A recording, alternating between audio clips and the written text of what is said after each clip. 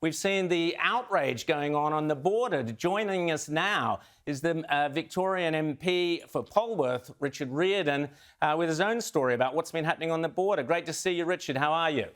Well, thanks, Rowan. Really good. Yes, well, we've got this situation where Australia now has lost so much humanity, so much common sense, that we've got literally thousands. The health minister said yesterday 12,000, and I'm guessing it's at least twice that. Victorians who travel north every year, whether it's North Coast, New South Wales or into Queensland, in their caravans, elderly people by and large, who generally take 2 or 3 days to drive back to Victoria, and now essentially being prevented from returning home. Now, this is in a time, in a world where we can put people in the moon, we can put Elon Musk's cars into space, but for some reason in this COVID pandemic, we haven't got enough common sense to have some sort of regime where people can come back to the border, be tested, if they're clear, safely travel across the border and back home where they rightfully belong. It's insanity, Rowan.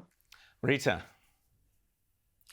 And these people are often elderly and have some medical issues. So are they getting the medical care they need whilst they're in this no man's land and unable to return to their own homes?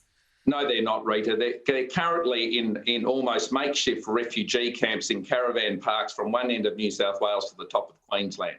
And it is absolutely insane. Many Victorians, with particularly older people with health conditions, will head north to be warm over summer, but they make their doctor's appointments for late August, September, October in order to come home. They're not giving any exemptions for that type of return. And in fact, more distressingly, I've got one grandparent whose son's been diagnosed with a serious cancer on the brink of dying. They're one of the primary carers for the boy.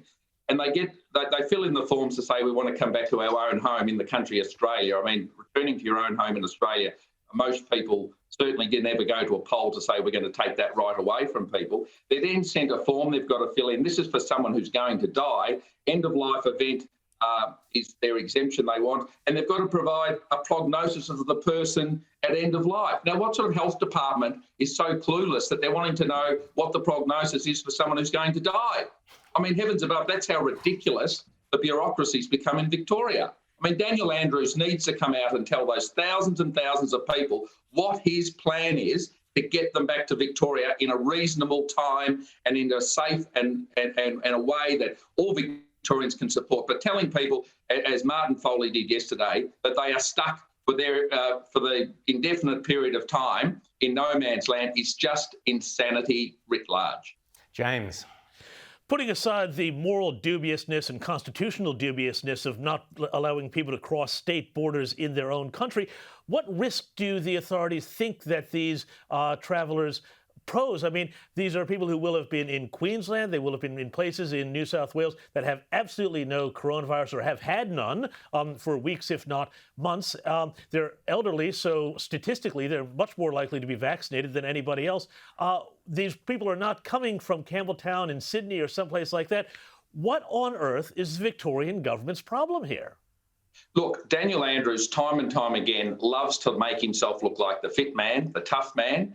And what he does is he is prepared to ruthlessly strip all sorts of people from their rights, whether they're small business people, and we've seen time and time again, tourism, hospitality, gym operators, florists, events industry. He is happy to just burn the rights and fortunes of these people with no plan to do something to help support them. It's just not good enough. And you know, this fits on top of our elderly here in Victoria who've been in nursing homes. They have been locked down for over 300 days. Most criminals don't get 300 days of solitary confinement.